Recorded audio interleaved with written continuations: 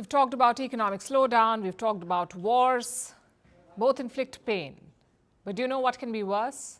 A pandemic. Our generation has seen it firsthand. The Wuhan virus pandemic. The whole world was hit. More than 770 million people were infected, 6.9 million of them died. It was horrible. Turns out it was just a trailer. The next one will be much worse, and it is coming. I know it sounds ominous, but I'm not the one saying this. Experts are. They say the next big pandemic is coming. It will be caused by what they call Disease X. And no, Elon Musk has nothing to do with this. The name Disease X was adopted by the World Health Organization back in 2018. The name is hypothetical. It stands for a disease caused by an unknown microbe, like the variable X. It could be anything. A flu, the Wuhan virus, or a souped-up ancient killer making a comeback like typhoid or tuberculosis. It could spill over from one species to another, go to humans from a pig, a bat, a chicken, or even a hamster.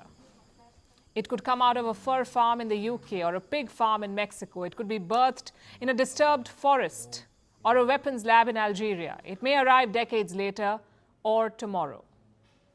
And that's some high-stakes confusion. Every few weeks, they come up with a new report on this disease X. It makes dire predictions. But honestly, it offers nothing concrete. It's infuriating. If they don't know anything for sure, why bother at all? All they can say with some certainty is this: another pandemic is inevitable. With worsening climate change and denser human and animal populations, Disease X is coming. Many experts have said this. The latest one is Dame Kate Bingham. She chaired the UK's vaccine task force. She says the next pandemic could be 20 times deadlier than the one caused by Wuhan virus. It could take 50 million lives. Now, reports say scientists have identified 25 virus families so far. 25 families, each family has thousands of viruses within it. But there are still millions of others yet to be discovered. So fear of the unknown persists. Do you know what makes it worse? The lack of clarity over pandemic response. What do you do when it hits us? No one knows how to deal with the next outbreak. It's been 3 years since the Wuhan virus pandemic began, yet many aspects of the best response remain unsettled. When a new virus spreads quickly with no warning, there is little information. But at that time, hard policy decisions have to be made, and they must be made quickly. There are many questions. Should schools be closed? Should there be a mask mandate? Should there be international travel bans? If a safe and effective vaccine becomes available, should it be mandated? Should it be compulsory? Health experts and policymakers have debated these questions, but they have not reached a conclusion. There is no collective response or resolve to devise a plan. About 2 years ago, countries agreed to develop what they called a pandemic treaty, like a global agreement. A treaty that would list the ideal response to future diseases, to help with preparation and prevention. That was the plan. But 2 years and counting, there is no such treaty. This year, the United Nations became desperate. At the General Assembly, they took matters in their own hands. The UN called for a high-level pandemic meeting. It was held in September, and a document was released. Guess what it said? Any obligations stated for the governments became recommendations. Do you know who was given the lion's share of responsibility here? The World Health Organization, the one that dragged its feet and praised China in the last pandemic. They are in charge again. And all of this offers little hope. It shows that pandemic amnesia has set in. The sense of urgency has been replaced by complacency. Public health systems were exposed the last time. They were unprepared. They could not cope. And policymakers are showing no intent to fix this. With no plan in place, they will scramble to solve the next crisis. They'll be caught unprepared yet again. Disease X may be fictitious today, but it's also a harsh warning. The world cannot wing a pandemic. It must prepare for one. Now, I want to talk now about Disease X, which is on this website here.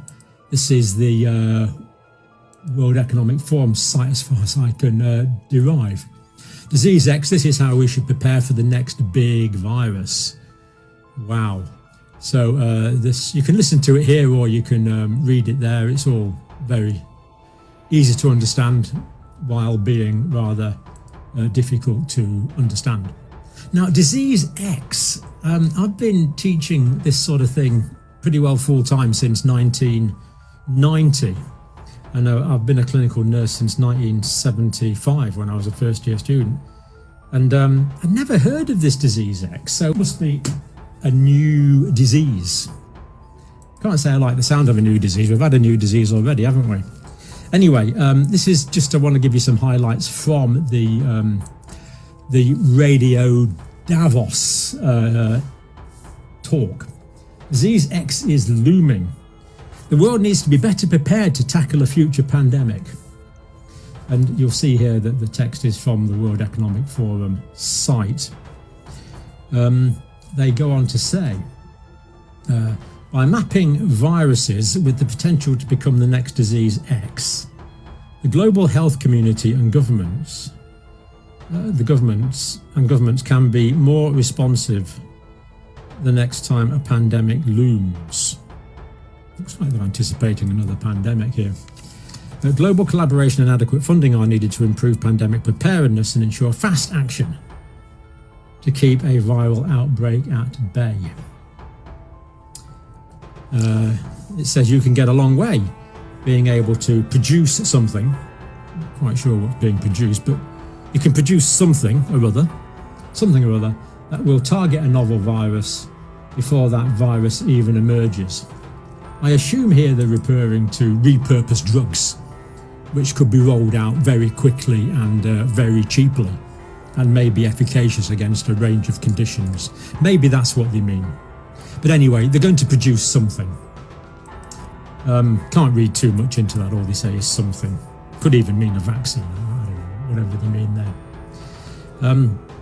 Anyway, that will target a novel virus before that virus even emerges. It's a virus we don't know yet, but we do know it's out there. Call COVID as the first disease X. And it may happen again. The WHO Director General acknowledges tough lessons were learned during COVID-19. We lost many people because we couldn't manage them. They could have been saved, but there was no space. There was no enough oxygen. So how can you have a system that can expand when the need comes? Prepared for this because we're under-resourced. We don't have the staff, we don't have the beds available, so it will be a major problem, obviously. Anything happening is a matter of when, not if. Catherine Ward, Global News.